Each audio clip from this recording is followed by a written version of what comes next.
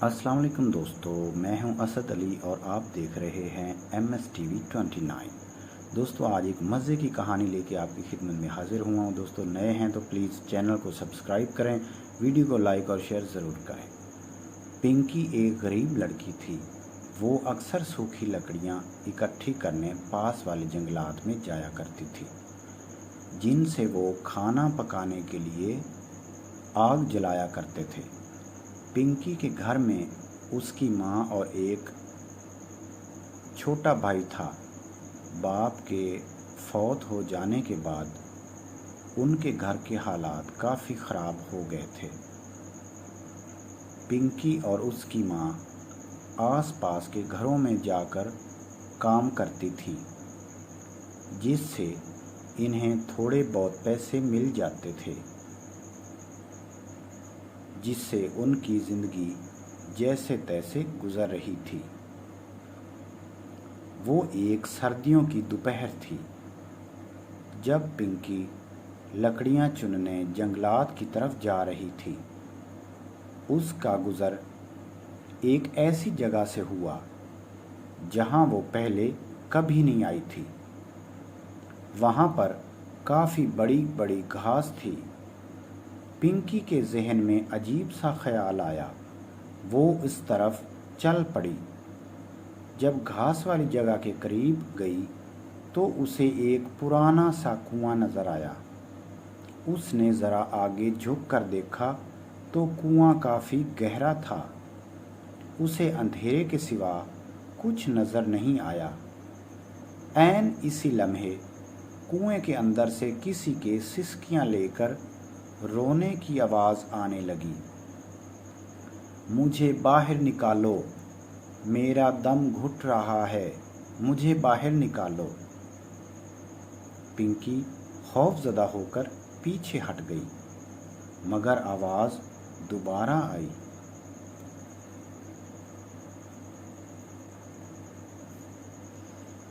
मुझे बाहर निकालो, मेरा दम घुट रहा है।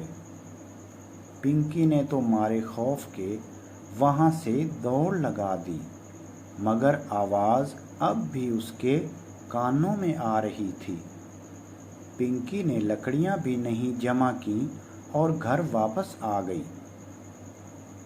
माँ ने पूछा, पिंकी, आज लकड़ियाँ नहीं मिली? मगर पिंकी ने कोई जवाब नहीं दिया। वो चुप चुप सी नज़र आ रही थी।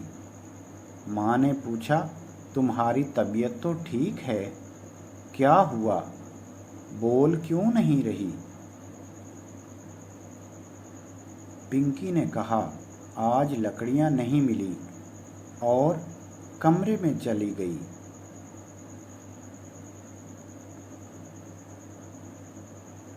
रात को वो जल्द ही बिस्तर में चली गई। उसकी माँ ने इसे चाय बना दी कि शायद इसे ठंड लग गई है। माँ चाय की खाली प्याली लेकर कमरे से बाहर चली गई। पिंकी की नज़र दरवाजे की तरफ ही थी कि उसे यूं लगा जैसे दरवाजे से हल्की हल्की धुंध अंदर आ रही हो। पिंकी को अजीब सा खौफ महसूस होने लगा। देखते ही देखते धुंध सारे कमरे में छा गई।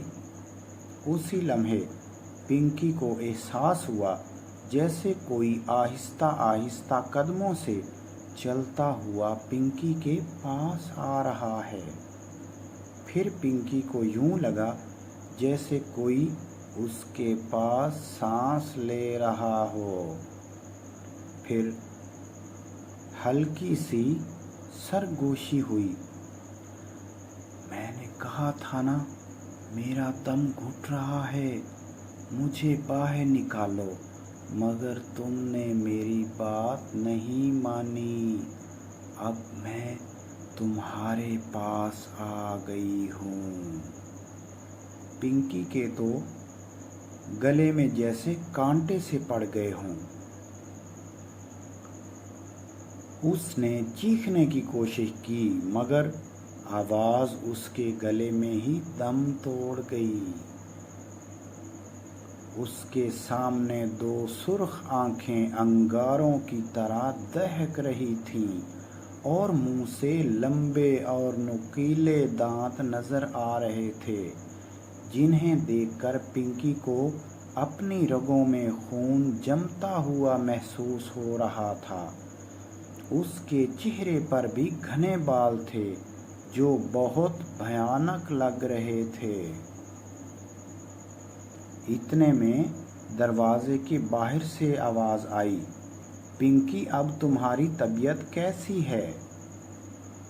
فوراً ہی دھند غائب ہو گئی اور کمرے میں جیسے کچھ تھا ہی نہیں۔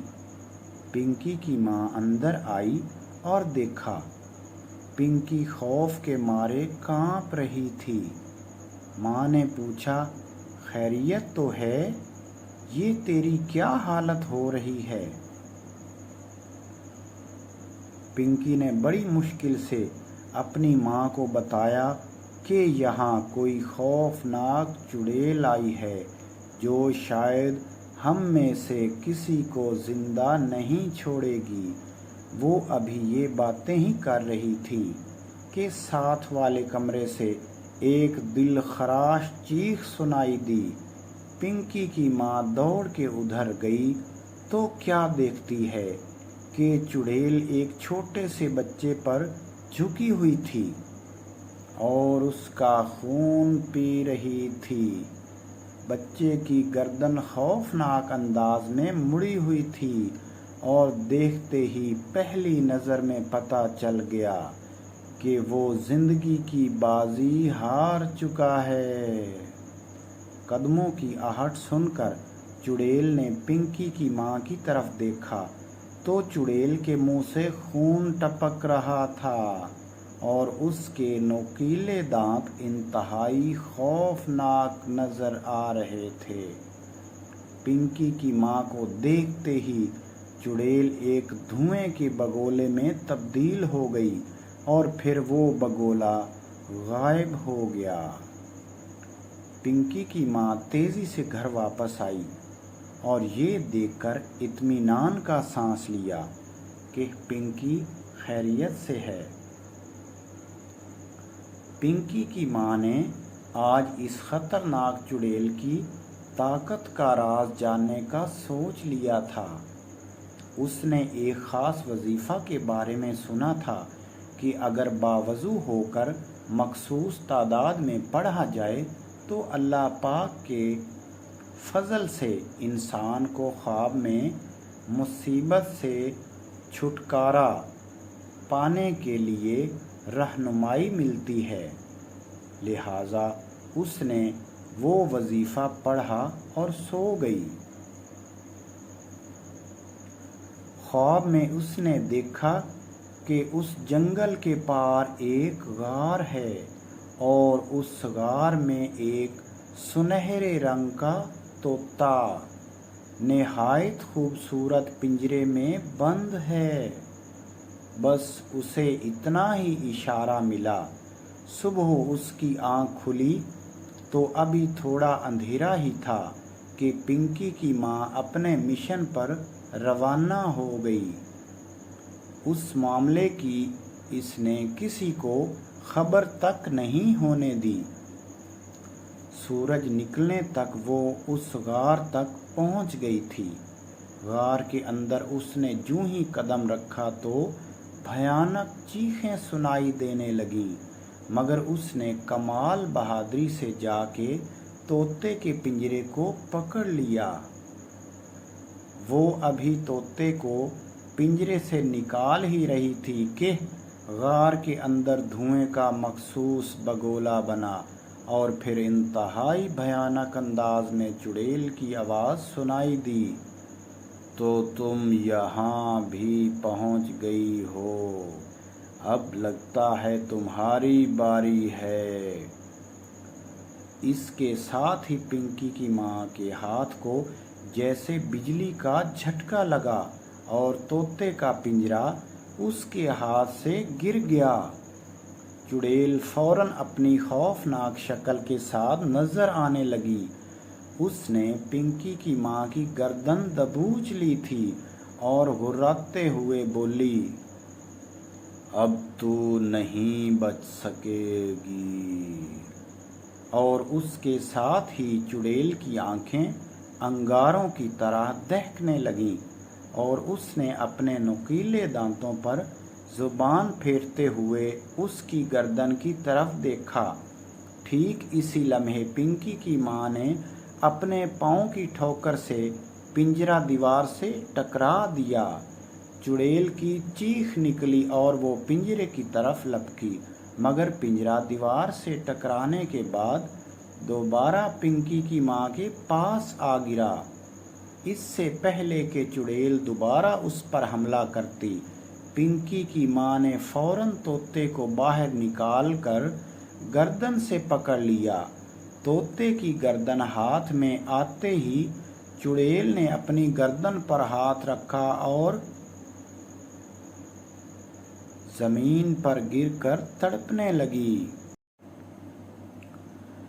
تمہارا کھیل ختم ہو گیا۔ اب اس نے طوطے کی گردن مروڑ کے پھینک دیا۔ ایک زوردار دھماکہ ہوا اور چڑیل ختم ہو گئی۔ پنکی کی ماں نے اللہ کا شکر ادا کیا اور گھر کی طرف چل دی۔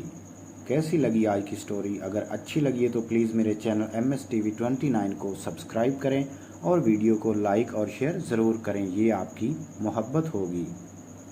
تو انشاءاللہ نیکسٹ کسی اچھی سی کہانی کے ساتھ آپ کی خدمت میں پھر حاضر ہوں گے۔ تب تک کے لیے اللہ حافظ۔